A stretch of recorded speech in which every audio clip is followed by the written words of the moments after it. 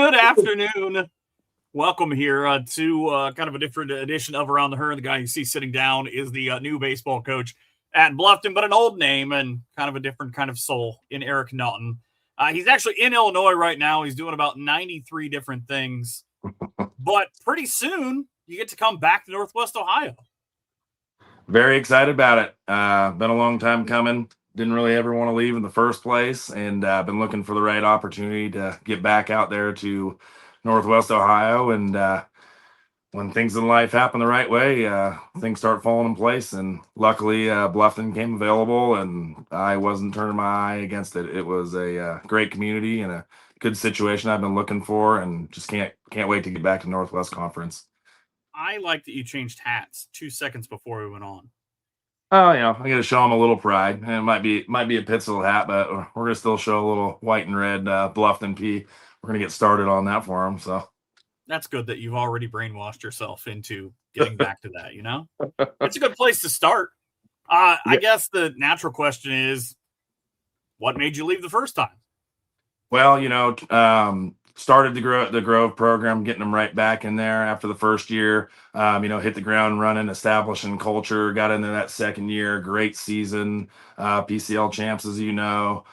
Just really established that culture. We were ready to go, getting into the 2020 season, and boom, COVID hit. And it really threw a lot of lives sideways.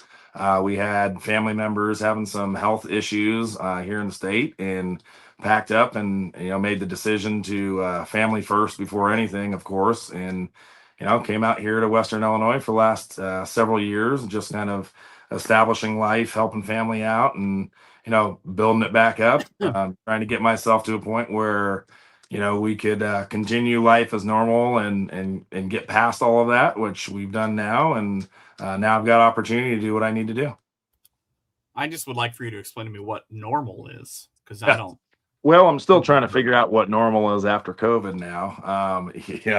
Definitely a little bit different in life, but I don't think I can give you that explanation. As long as we're staying busy, everyone's healthy, I'll call that normal.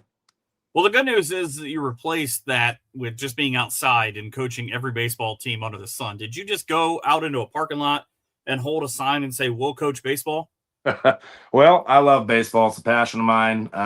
There is nothing I won't do to instill passion and, try to get everything out of players. So I really this year did something a little different than I've done in a long time and got involved in almost every single level, from little league, travel, middle school, all the way up to JV head coach and varsity pitching coach. 6 baseball teams in 4 months. So all within the same program, all within the same little league filtering up. So there's a way to build programs. Sometimes you got to be involved. Can't say I'll ever be that involved as far as coaching that many teams, but I'll always be around to try to develop. So that might have been a one and done there for the spring, coaching that many teams, but hey. Or 6 and done. Yeah, exactly.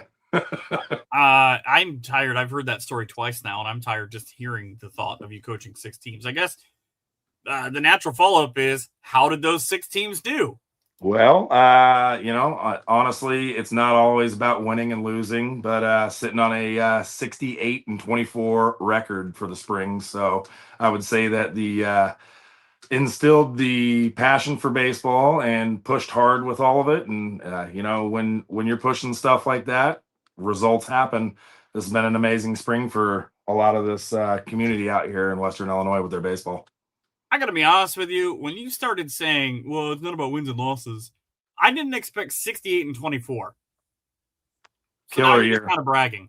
I'm not bragging. I'm just telling facts. We went 13-0 in Little League. We went 22-4 in travel ball, 22-11 with a varsity team that competed all the way into the regionals, semifinals, and just really pushed hard this year. So just putting out what their results were. I'm teaching them, instilling pride, learning the game, development, all of it. But you win or lose, and facts are facts. They've done a great job this spring. Was it spreadsheets or did you have a pitch clicker for each? One was labeled wins, one was labeled losses. Yeah, wish I could on that. No, you know how it is. Every game we went in, won every half inning, did everything we could. So when we got bit, some of the times we turned right around, fixed the things that we were having trouble with, and jumped right back into practice. Got right back into the game. And good thing is that I don't let kids hang their heads. I'm always pushing, keeping your head up on the field, working hard, and results come after that when they buy into it. I am curious to know, though, because with being able to coach kids from the beginning of their journey to up in high school, is it easier or harder in a sense of, you maybe don't have to dig as deep of, all right, I told this high school kid this, they were able to do that, where now I got to remember, how do I talk to younger kids of getting them to understand this, or maybe being able to use kind of one or two things back and forth? Absolutely. There's a big process to that. You can't go into a little league team and run a varsity practice and they're going to look at you like a deer in the headlights, not having any idea. So, I've had enough experience in all of those different age levels to really understand where we start the certain development and continue that all the way through. Bluffton will see that. I'll get right there into their little league and push the certain development that we will want to see by varsity. But obviously, by the time they get up there to the high school, there's a lot more drills, a lot more. It becomes a whole different level, but it all stays within the same. I really like being uniform with it and trying to kind of keep everybody on the same page. That way, by the time they get to the high school level, the expectations are known.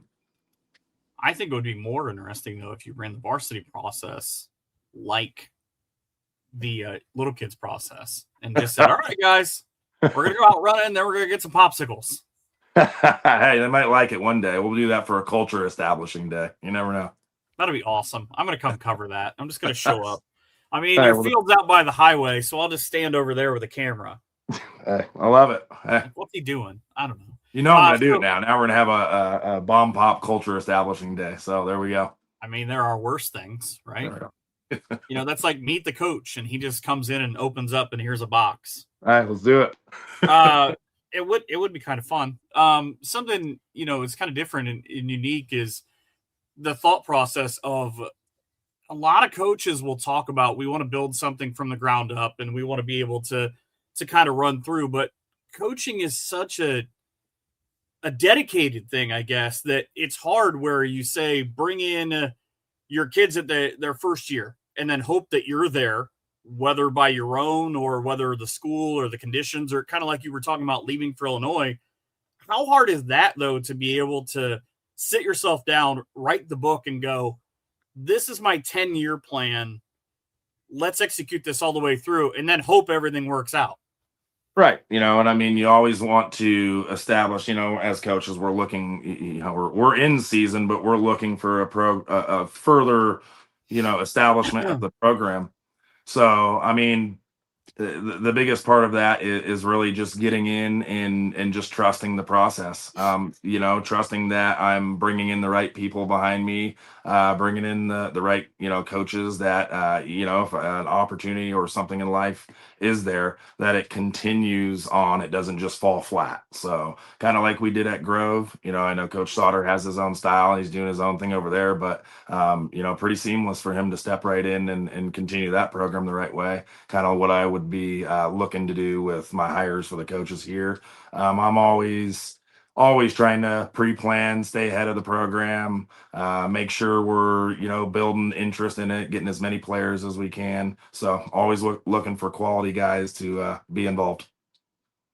Bluffton last year goes 3-14. They go 1-6 in the Northwest Conference, right ahead of Jefferson. You've got Crestview, Spencerville, Grove, LCC, Allen East, and Lincoln View, obviously right in backwards order. Mm-hmm. You come back, and the one thing that's still true of when you left, Lincoln View runs the NWC. Well, how do you take them down? Lincoln View is ran by a great coach who's established an amazing program. Hey, I'm gonna give him credit when he's conference now. I'll give him credit when credit's due. He's done a wonderful job there, established an amazing program. That is the blueprint.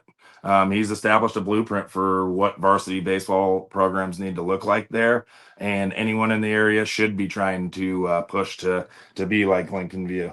We will give them everything we absolutely have, but that is where it comes from. I guarantee he's down there in the little league doing everything we just talked about, establishing culture from the 8, 9, 10 year olds all the way up to varsity, and that's what it's all about. If you're going to compete around this area with some of those programs, that's what has to be done.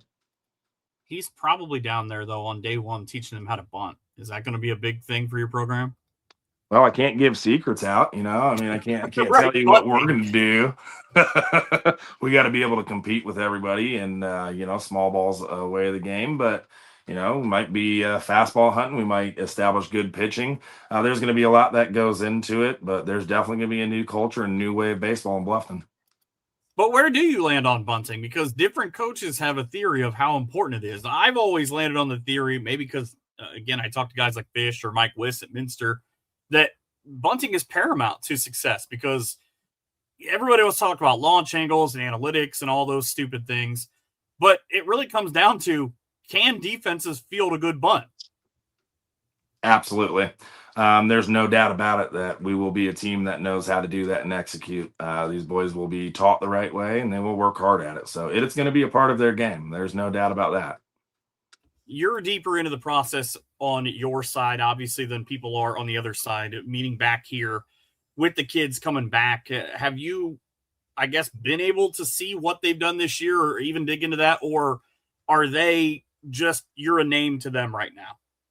Well, I'm sure as it is right now with the process, I'm a name to them. What they don't realize is, I do my due diligence. The season had ended. I've already looked at stats. I've already been running through the returners. Luckily, Bluffton, it looks like they've only had 3 seniors leave the program. I believe it's 3 or 4 seniors that left the team. So returning almost all the starters back to the roster next year, which is unbelievable. They were very young last year, so they got experience, and now we can continue to push that on and get more experience, get more interest in the program, get some of the youth up here really building. It's going to be a staple in building culture with some of these young guys that got that under Coach Granger last year. So I'm looking forward to getting most of those starters back and really kind of pushing our new philosophy and what we're going to do to compete in the NWC. I'm always curious, programs that have had turnovers, you talk about Coach Granger and with Casey Crandall before him, that's a short span in which those guys have been. And it's during a lot of these kids that you're going to have now, their development process. Right. How are you going to be able to go in and be like, guys, this is a long-term thing. I want you to understand that we're going to go from here to here, like we talked about earlier. I just need you to buy this process that I'm selling you. Right. So the best way to do that is I will be available for this program. I've got a long-term plan for the program, and if I'm pushing buying into it, there's no doubt I'm going to be given 100% of heart and passion that I have into it, and that's the only way I do things. I did it at Grove. I did it at every single stop I've made. I won't do anything different at Bluffton other than push absolutely everything that we can into these boys and try to maximize the talent that they have. What I heard was we will be putting our phone number out, and anyone can call if they have baseball-related questions or problems 24 hours a day. No, not at all. Email for that. No, I'm pretty sure that I'm going to tweet your number and just say, hey, Bluffton people, you don't like how he's playing your kid? Your kid should be batting leadoff. Here's his number. Good news is about me, and you saw it at Grove. I'm not a name player. I'm a performance player. You buy into it. You play hard. You push hard. You're a good teammate. You work absolutely tirelessly. You'll be on the field. So everyone's going to have a shot to get that opportunity. Clean slate for every single player here at Bluffton to come in front of this program and show what they can do. I hope kids that right now might not even be thinking about realize somebody's coming in there that wants them out there. I want that culture. I want them to establish it, and I want athletes out there. Well, I'm just trying to get banned from the press box before the season starts. Well, I can't do that right off the bat. We got to give you some games before You got to wait until you're actually the name there. Yeah, no, it's fine. It'll only take one game. It'll be fine. You know how it goes.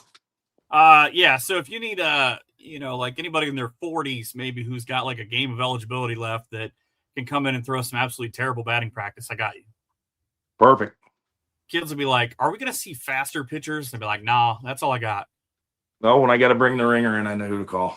Yeah, but the best part about that is if I strike one of those kids out, they're immediately off the team. Yeah, well, yeah. We got to say that ahead of time now. That's why you tell him, you go up there. All right, he's got 3 pitches. If you hit one of them, good on you. You just beat up a 40-year-old man.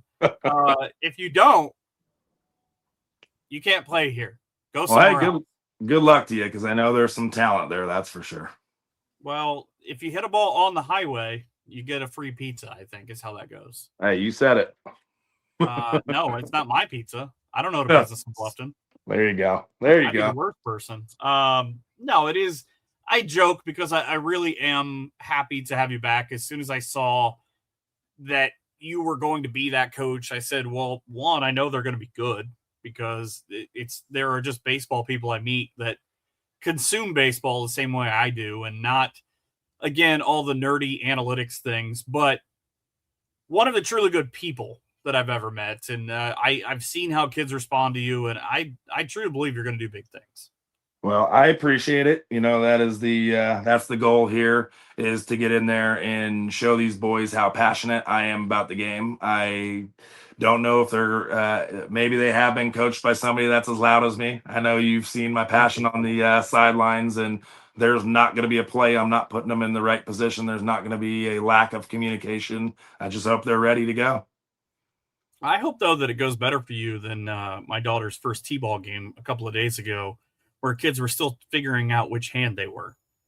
I think we got some good athletes there. I know that the town's been looking for the right person to come in here and guide these boys. I've seen a lot of people saying how much talent is in Bluffton.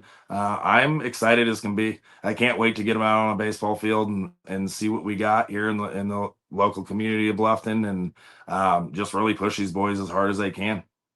I'm just hoping that you get run ruled by Spencerville. Good luck to them. Hey, good luck to all of them. We're one thing we're going to establish is we're going to play baseball, and we're going to play baseball hard, win or loss. That's one thing this program will do, is they will play hard. I have to point out that that's a joke so that I don't get banned from Bluffton. I've been kicked out of other places. No, but I really think it's cool because the NWC is obviously going to be different for you than when you were at Grove, because you're playing in 2 leagues, talked about winning the PCL, and you now only have to deal with basically 1 league game a week. That'll be nice to be able to just look at it and go, all right, I don't have to throw this kid. And you had so much talent when you were at Grove that you were able to get away with that, so to speak, from a pitching standpoint of having 1 and 1A. But right, you can have one guy where you go, all right, every X day, I know we can count on this kid. Oh, we don't have to play a second league game tomorrow. Right. So luckily here in Illinois for the last several years, we've been running down that and being used to just being in a league, 1 league only. That was a wild experience. My California background, big D2, D1 schools, massive programs. I'm not bragging. I've just never been in 2 leagues. I've been places. That was a new experience. Coaching in 2 leagues, like you said, having to have the pitching, with the new pitch count rules that had came into effect early into that, definitely made it difficult. But I can't say that it didn't teach me things. I learned from it, and navigating 2 leagues that year, still winning the PCL and putting up a 6-2 record in the NWC. That just goes to show how much they bought in. We did have the arms, but they still had to buy in, because we had a Kirk Griffith, we had a Brady Houndstein, we had guys, 3, 4, 5 guys that were stepping up in league games and showing up when they needed to. With you talked about doing due diligence, the other thing that's going to be different this year coming back to Ohio is 7 divisions. Have you been able to see and kind of get a feel on, all right, it was 4, this division was stacked, this region was stacked, versus now it's so much different because everything is so, people will say watered down. I will say spread out. Right. I did notice that. That is, of course, something that I pay attention to, and honestly, I think it'll be a positive for the program. They were all so stacked in that four divisions that you'd be playing some very powerful schools if you start getting past your sectional finals, and it becomes a serious matter when you got a school that's got several hundred more kids at it to pick from. So spreading out a little bit at this point. We're going to compete as hard as we can, no matter what. But it makes it a little bit, competition wise, balances out a little bit more. I have mentioned this twice now, but as a coach, you're still old enough to where you understand how the game used to be in terms of its gut feelings. Is it still gut feelings to you, or do you lean towards, all right, well, I think I should do this because we've always done this or this situation, versus now, well, the numbers say that we should do something else? No doubt about it. All the analytics, the new style of baseball, the way they are, you got to be adaptive as a coach. I've got some certain set ways that I still push fundamentally wise, obviously, from having established coaches from early 2000s that do things a lot different. But year by year, you got, like I said, you got to be adaptive to some of the new ways, using some of the new, using the new radars, using the hit tracks, looking at some of that. I do buy into a little bit of that as far as off-season things. Stop, Avery. But I mean, I really feel like if you can be willing to be adapted to something, it'll only grow your program. Well, because it's going to be different. Because, I mean, obviously, being a pitching coach now for a varsity team, your input matters, but kind of only to a certain point. When it's your program, it's your way. You're either the GOAT one way or the other. Agreed. Absolutely. You get to sit one side with it and work on, hey, we're throwing balls and strikes, we're working on mechanics. But, I go right back to knowing and trusting my experience, trusting, certain gut feelings at times. There's no doubt in the game of baseball that, gut feeling plays into it. But, it helps out nowadays too, being able to put analytics together with that. I will say the staple of baseball, though, truly comes down, I believe, to when you're in the moment, you're playing baseball. And I do believe that a lot of those decisions are going to come down to gut feelings a lot of the time. We're going to put these players into the best possible positions that I can. We're going to work hard in the off seasons and a lot of the new analytical things to try to aim at certain stuff. But again, if you don't stop. But again, when it comes down to the gameplay and it comes down to that gut feeling decision is usually what takes over for us as a coach. Seeing it from a pitching coach standpoint, the pitch comm, do you like that, or do you like being able to teach your guys how to call a game? I want the catchers to be able to be a leader and, having an established idea of calling a game. I don't just want to completely take that on. I don't feel like that's a good enough development for a catcher, but I do like the pitch comm. We use it out here. But I would say that we don't just use it in a sense where we're calling the entire game. You're going to see catchers established enough to be able to call a game, and then the pitch comm's there if I need to step in or if I need to call certain plays or call. I do like the one-way communication into the being able to set the catcher up nowadays, but again, you gotta be able to establish as a normal baseball catcher, not just having your coach telling you what to do. But at what point, where you talked about going down through the youth leagues, at what point do you start to develop that with a kid? Because when you're younger, some kids are catching just because that's the spot that was open, versus kids that you can kind of tell have an acumen for it of, all right, we think Johnny could be pretty good at this. Let's start teaching him how to see the game in a different way. Because I've always said catchers are the smartest dude on the field. No doubt about it. I was a pitcher. I'll agree with you. My catcher was my best 100% friend. 100% that pitchers are not that guy. Pitchers are smart, but they might not be that guy. I leaned on my catcher through high school and college. Luckily, always had that real intelligent guy, real just go-getter.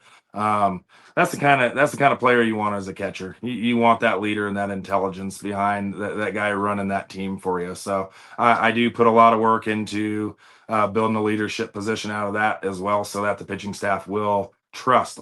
We had that in Grove, and what an amazing job that Houndstein did running that team. I know he would have liked to pitch a lot more. The one time I pitched him, he threw a no hitter up in Toledo, but invaluable as a catcher for the program. People will look at it and say, oh, cool, he's coming to Bluffton. We get to know him. But what they maybe don't know is that you're already busy for right now for the fall coaching football. Yep. How is that going early in the summer?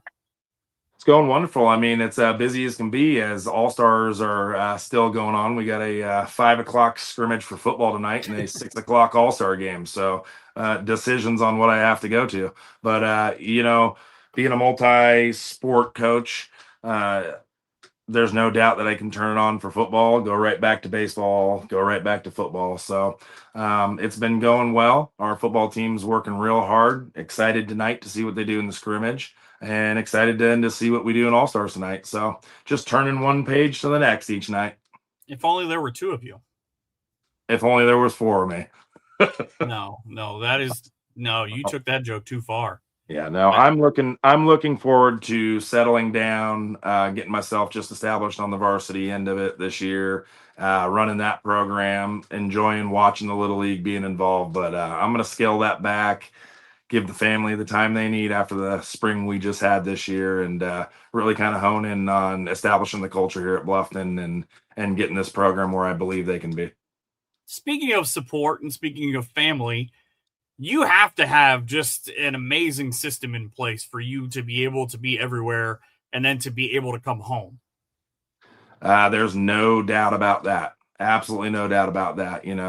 Being in a family, in a kind of a blended family here where I've got my sons and my fiance's got her daughters, and we're kind of moving in and, in and out. Got kids here one week. They're very involved. They live on the baseball field. But at the end of the day, family is the most important thing. That. And when baseball needs shut down and the sports need shut down, they're who I focus on. I got to put my effort into them so that I am able to be as passionate and give everything I can to the baseball program. Well, I'm hoping the same thing that I hoped the last time when you got the Grove job, that you figure out how to bring some California weather here during the spring. I'd love it. It's kind of funny you say that, but I'm actually kind of looking forward to get more towards the Northwest from what we've dealt with here in Illinois the last 4 years from the springtime. Never been somewhere where it's rained as much as it has. Insane. But I am definitely welcome back. We'll give you one in the spring that'll be the same. I get it, but we did get lucky that year in 2017. Maybe I will be able to bring a little bit of that out there, and we'll have a different spring. So fingers crossed. People who don't know where he's at is close enough to Springfield, the one in Illinois, that I believe the Simpsons is. I'm just sad that you didn't run into Homer Simpson in a donut shop. Would have been nice, but yeah, no. Springfield, not a bad area. Got everything it needs in there, but definitely looking forward to getting back over to the Northwest Ohio, being in that central area off of 75, where hey, I can put the family in the car and go up an hour to Toledo, shoot down to Cincinnati, check a game. I just love the area. Absolutely loved it there when I lived there. Showed the kids so many different things. Football Hall of Fame. There's just so many places you can drive to. It's such a difference. And brought the fiance out there already. She fell in love with the area, loves the town, and we can't wait to show the kids. So the correct answer would have been Cleveland. We were looking for Cleveland, not Cincinnati. Spent a little time in Cleveland. Yes. But I do like going down to Cincinnati as well. No. We were looking for Cleveland. Okay. Guardians, Reds. Okay. Yeah, we'll go up to Cleveland. Yeah, I guess that begs the question, because I honestly forget that. What are you? Don't say Dodgers fan. I am 100% not a Dodgers fan. I am a San Francisco Giants fan. Come by it honestly. Was born 20 miles from Candlestick Park and brought to almost all the games by my father growing up. So, when you grow up watching Barry Bonds play, it becomes easy to love baseball. You've done a lot of bragging on this. That's honestly not bragging. He's a good baseball player. He was my favorite player of all time, by the way. He's still the best baseball player of all time. I don't care what they say. If you're gonna give Sosa, McGuire, all these guys credit, and we're gonna still keep him out, that's pretty silly. He's the only guy I've personally seen walked with the bases loaded in the World Series. Yeah, I mean, they can say steroids, but I don't think steroids make people walk. I always made the Fear. contention of why you say that, because he still has to have the hand-eye coordination to pull it off. 100%. One of the greatest hitters. He was still almost a 400 guy when he was just in Pittsburgh. One of the greatest hitters in MLB ever. That's all right. We can make money off of you, but the second you're done, we're going to put that in this box over here. Well, the Giants fans understand it. We understand. There are no real Giants fans left. Giants fans get it. After Buster Posey, they left. It's been rough. They said we're done with that. They're Dodger fans now. Oh, good, gross. Well, they sure aren't Angel fans. Nobody even knows where to find their team. Surprised the Angels are still in LA. Los Angeles, Anaheim, who knows? They don't have that. Show up. They got no idea. We could do a whole nother hour on this, but I have a kid yelling at me about snacks. So no, I get it.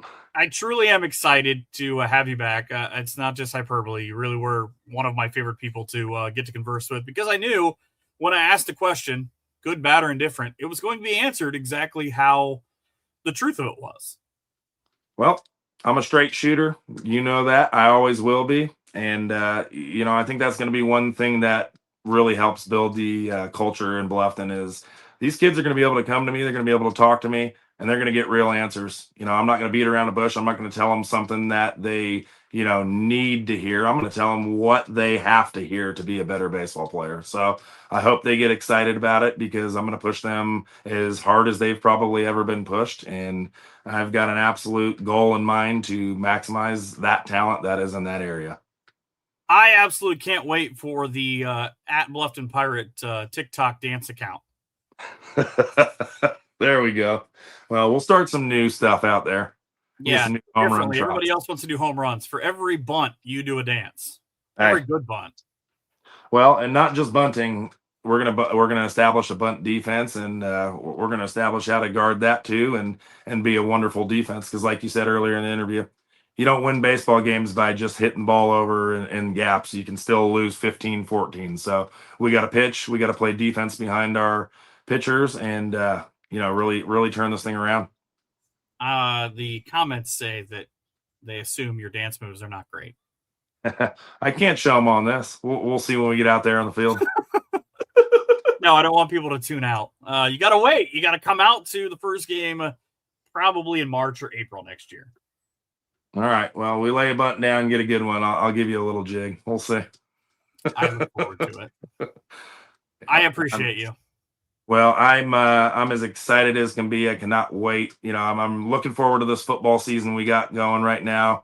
Real deep into it. Can't wait to watch these boys. But as soon as that thing ends, can't wait to get the family out there, get on that baseball field, meet this Bluffton community, and get the ball rolling on this.